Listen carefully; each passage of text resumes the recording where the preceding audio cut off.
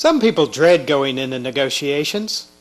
Even the thought of it makes them nervous. But I think negotiations can be fun. Hi, I'm Paige Heller, president of Hopes Creek, and I'd like to give you a tip on negotiations. So, let's get started. When I first started negotiating contracts, I dreaded the idea that I would ultimately be responsible for the good or the bad deal that resulted. But later, when I approached negotiations as a game of skills, I began to enjoy it. And you know, when I enjoyed it, I became better at it. While you're watching this, and hopefully enjoying a cup of coffee, let me ask you a question. It's a question you should ask yourself each time you prepare for a negotiation. The question is this: are you really negotiating? You are only negotiating if you can walk away from the deal. Let's say you recently came into some money and you have some extra to spend. You have a car, but you'd like to buy a second car. You don't need it, you just want it.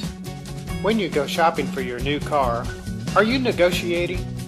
I'd say yes, since you could walk away at any time and it would not be any big deal. You could go next week, or you could go next month just as easily.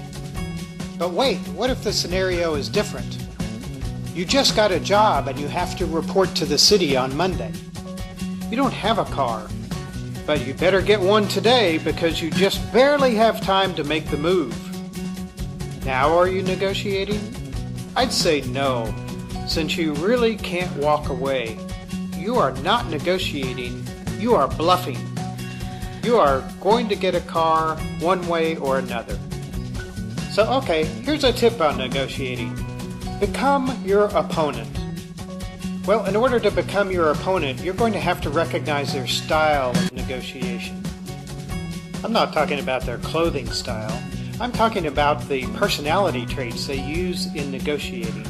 You'll do much better in negotiation if you adopt the style of a good old boy when you're dealing with a good old boy. Same goes with formal, laid back, the give and take, the intimidation, the angry negotiator, and the ambivalent.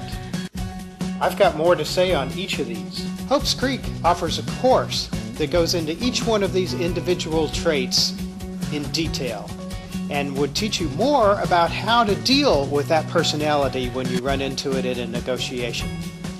I hope you'll take some time to visit hopescreekconsulting.com and browse the website. Thank you so much for joining us, and we'll see you next time.